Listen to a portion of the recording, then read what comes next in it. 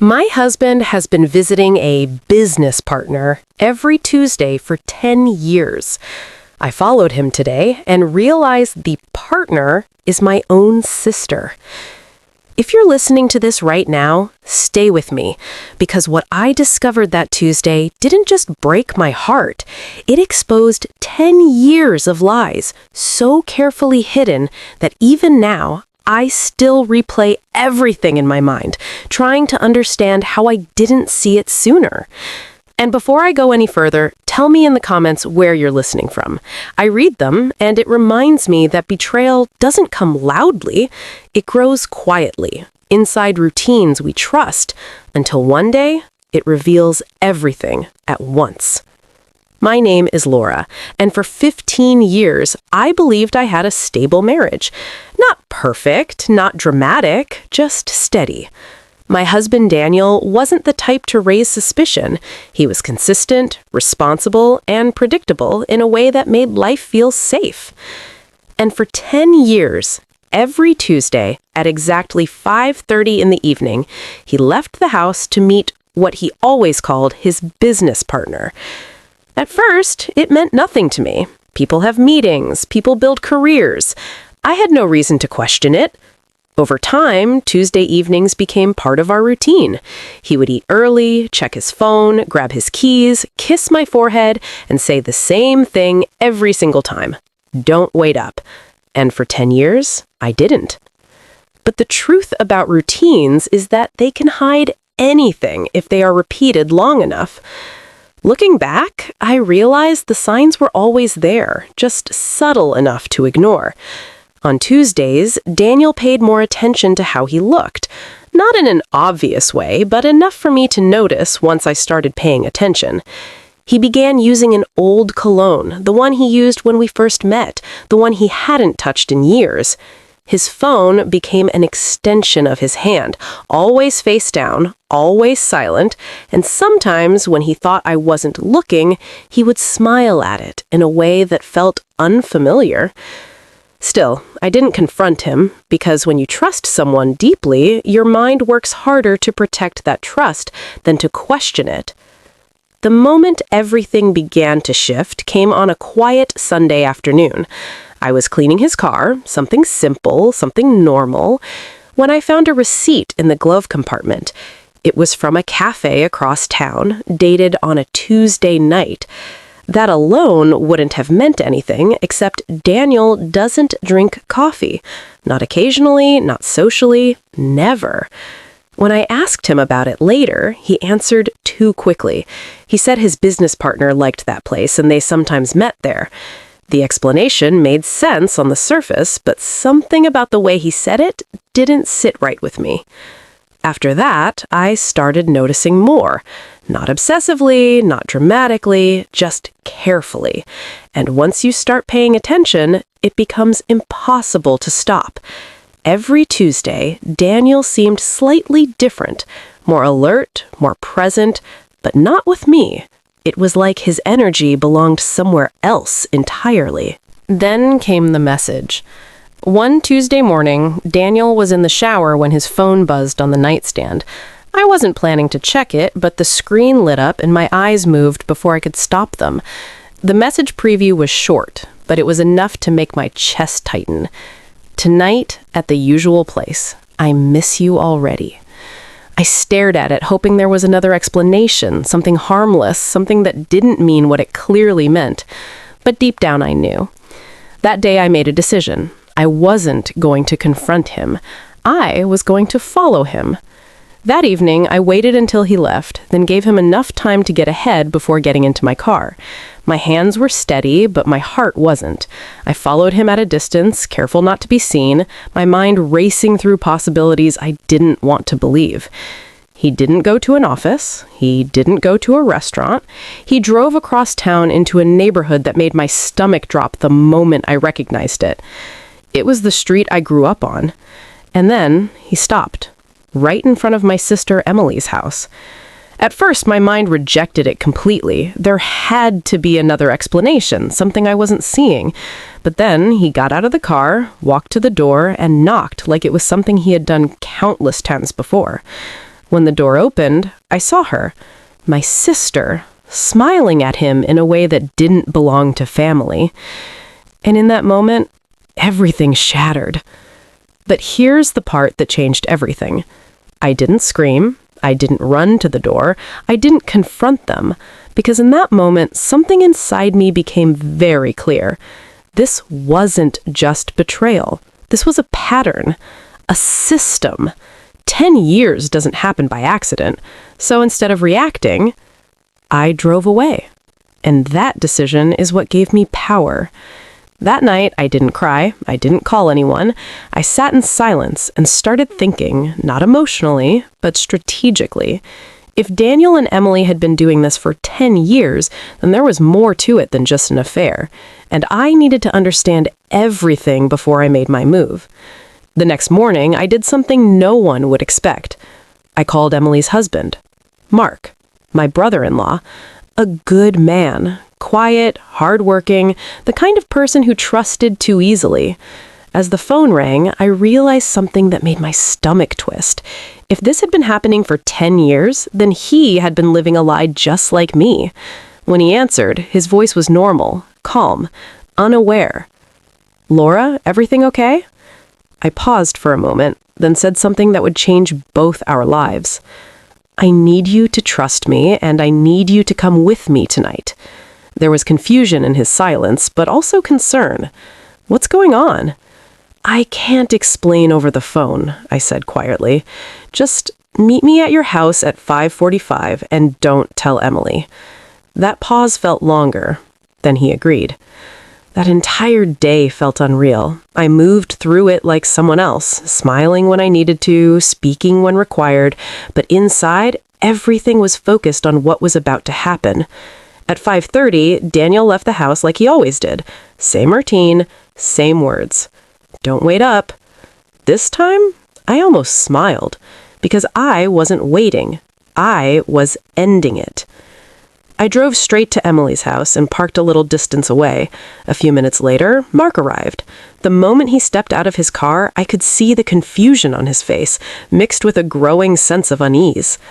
"Laura, what is this about?" he asked. I looked at him, really looked at him, and for a moment I felt sorry, because I knew what he was about to see would change him forever. "Just follow me," I said. We walked toward the house together. My heart was pounding, but my steps were steady. When we reached the door, I didn't hesitate. I opened it, unlocked, like someone was expected. We walked inside, and what we saw was something I will never forget. The living room was decorated. Candles, wine, soft music playing in the background. And in the center of it all, Daniel and Emily. Laughing, toasting, celebrating. There was a cake on the table, and written on it were words that made everything stop. 10 years. My husband turned white the moment he saw us.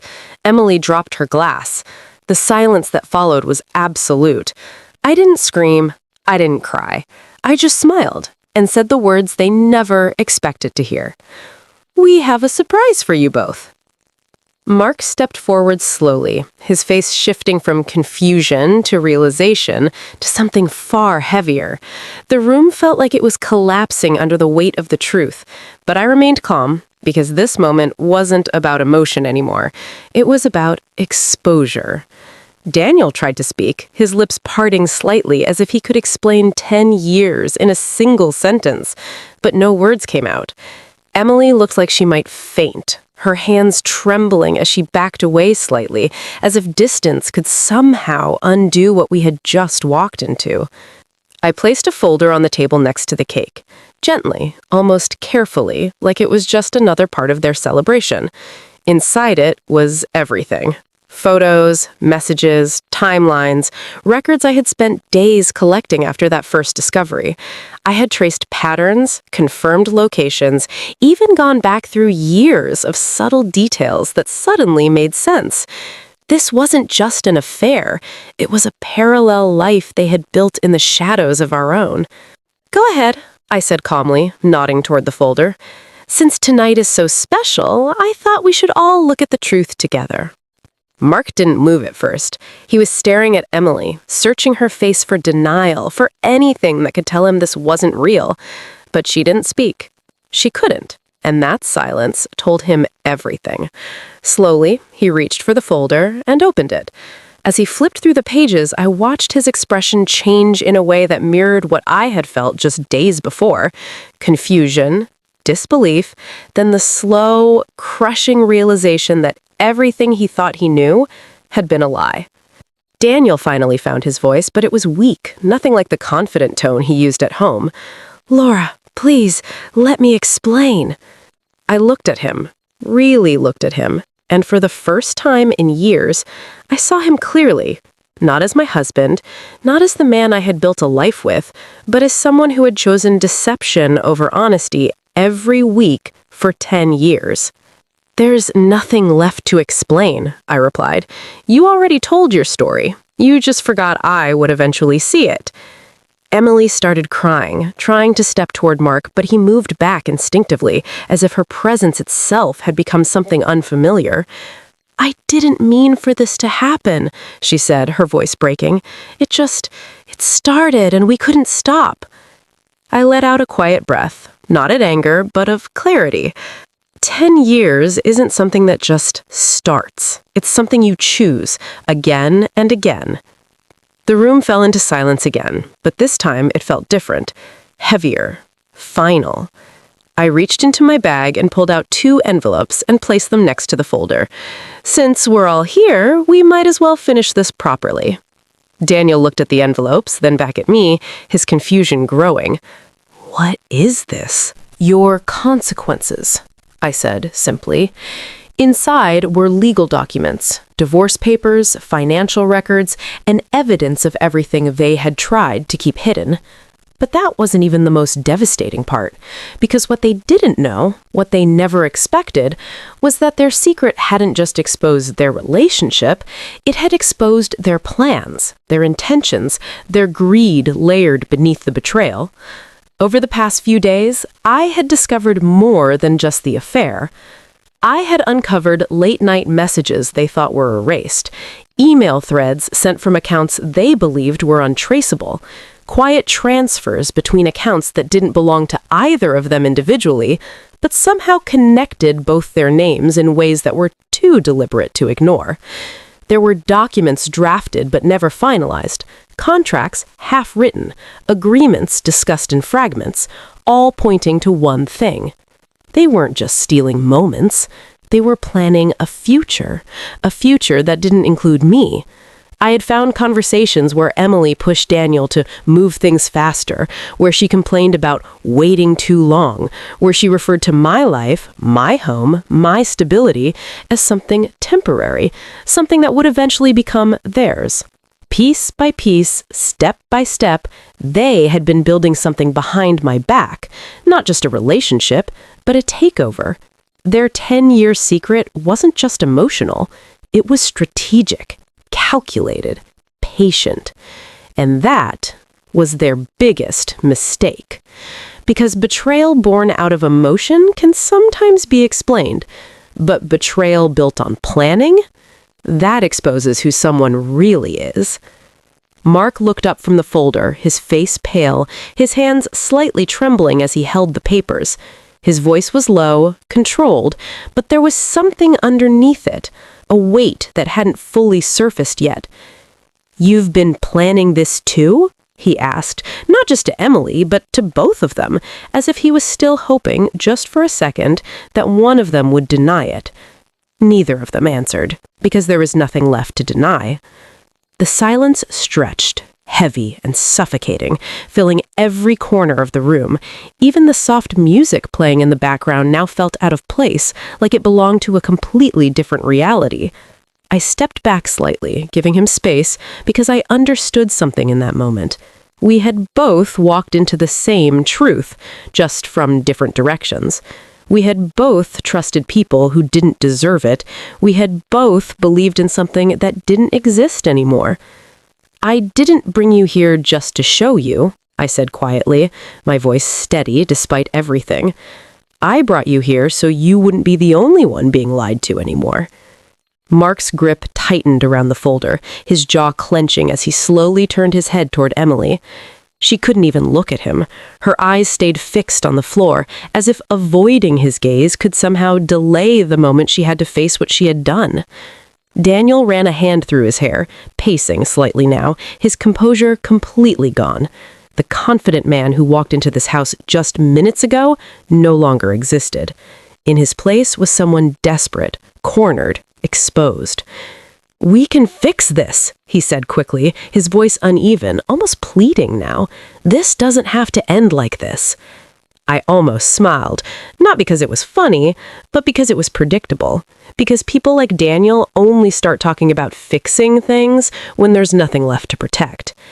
"You had 10 years to fix it," I replied calmly. "You chose not to." He opened his mouth again, but no words came out this time, because deep down, he knew I was right. Emily sank into a chair, her body collapsing into itself, her tears silent now, no longer dramatic, no longer performative, just empty. Whatever version of control she thought she had was gone. Mark stood still, looking at her. And in that moment, I saw it. The exact second something inside him changed. It wasn't explosive, it wasn't loud, and it wasn't chaotic in the way people imagine betrayal to end. There was no shouting, no crashing of objects, no desperate attempts to rewrite the moment with louder voices. Instead, it was quiet. So quiet that it almost felt unreal, like time itself had slowed down just to let the truth settle properly. It wasn't anger that filled the room. It wasn't even heartbreak in the way you would expect. It was something far heavier, something deeper. It was a shift, a silent, irreversible shift, the kind that doesn't break you in one moment, but instead removes something fundamental from inside you, something you can never put back. Mark stood there, still holding the folder, his fingers tightening slightly around the edges as if that physical grip was the only thing keeping him grounded. His breathing had changed. Not fast, not panicked, but controlled, almost too controlled, like someone forcing themselves not to collapse under the weight of what they had just discovered. And then I saw it. Not in his words, not in his expression alone, but in the way he looked at Emily. Because the way we look at someone when we love them, and the way we look at someone when that love disappears, are not the same. That moment was the exact point where it changed. Not anger, not rage, not even visible pain, just acceptance. The kind of acceptance that doesn't come easily, the kind that forms slowly but hits all at once when you finally understand that the person standing in front of you is no longer who you thought they were, and maybe never was. Because the hardest truth isn't that someone lied, it's realizing that the version of them you loved never actually existed. And when Mark finally spoke, his voice didn't shake, it didn't crack, it didn't demand answers. It was steady, quiet, final. "I'm done." Those two words didn't echo through the room. They didn't need to, because they carried more weight than any scream ever could. Because those weren't words said in anger, they were words said after understanding, after acceptance, after the decision had already been made deep inside him. No shouting followed, no accusations, no dramatic breakdown, just a final, irreversible decision that closed the door on 10 years of lies in a single moment. Emily's head snapped up when she heard it, panic flooding her face so quickly it almost looked like fear. Not fear of losing him, no, this was deeper than that. This was the fear of consequences finally catching up, the realization that control had slipped out of her hands and there was nothing left she could say to fix it. "Mark, please, wait," she started, her voice breaking as she reached toward him, but he didn't move. He didn't step forward. He didn't argue. He didn't even look at her the way he used to. Because sometimes silence is the loudest answer. Sometimes walking away without a word says everything that needs to be said. And in that moment, Mark wasn't just rejecting her explanation, he was rejecting the entire version of reality she had built around him. I picked up my bag, slowly, deliberately, my movements calm, almost detached, as if I was watching everything happen from outside my own body. Not because I didn't feel anything, but because I had already felt it all before this moment even arrived. The shock, the betrayal, the anger, the questions. I had lived through all of that already. What remained now was clarity. I looked at Daniel one last time, and for the first time in years, I truly saw him without the filter of love, without the weight of shared history, without the illusion I had held on to for so long. And what I felt was nothing. No anger, no sadness, no attachment, just a clean, quiet absence of everything that once connected us. Just clarity. You don't have to pretend anymore, I said, my voice calm, steady, almost gentle. That part of your life is over. For a brief second, I saw something flicker across his face. Fear, regret, maybe even realization, but it came too late to matter. Because regret after exposure isn't the same as regret before betrayal. He took a step toward me, his hand lifting slightly, hesitant, unsure, as if he didn't even know what he was trying to hold on to anymore. "Laura, please," he whispered, his voice softer than I had ever heard it. But I didn't stop, because there was nothing left to hold on to, nothing left to fix, nothing left to save. And as I turned to walk away, something shifted inside me.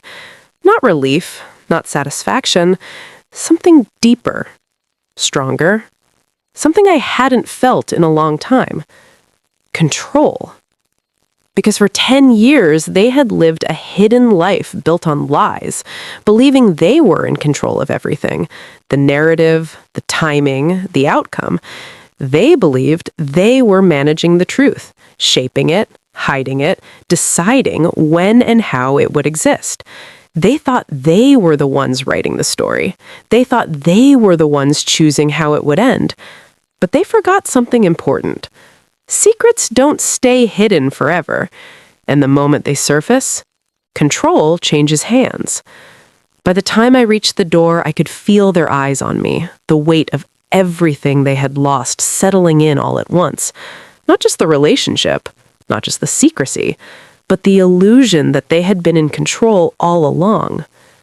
Behind me, the candles were still burning, their soft light flickering against walls that had just witnessed the collapse of everything they had built in silence. The wine glasses remained untouched, frozen in the moment before everything changed. And the cake, still sitting there on the table, untouched, almost mockingly in its simplicity. 10 years. 10 years of lies, 10 years of deception, 10 years of believing they were untouchable. A celebration that had just turned into an ending. I paused for just a second before stepping outside, letting the silence behind me settle one last time, letting the weight of that moment fully exist before I left it behind. And then I walked away. Not as someone who had been betrayed, not as someone who had lost something, but as someone who had finally taken everything back. Because in the end, truth doesn't belong to the people who hide it. It belongs to the moment it's revealed. And that night, it belonged to me. So if you've made it this far, I want to ask you something honestly. What would you have done in my place? Would you have walked away quietly? Or would you have made sure they never forgot the exact moment everything they built on lies finally fell apart?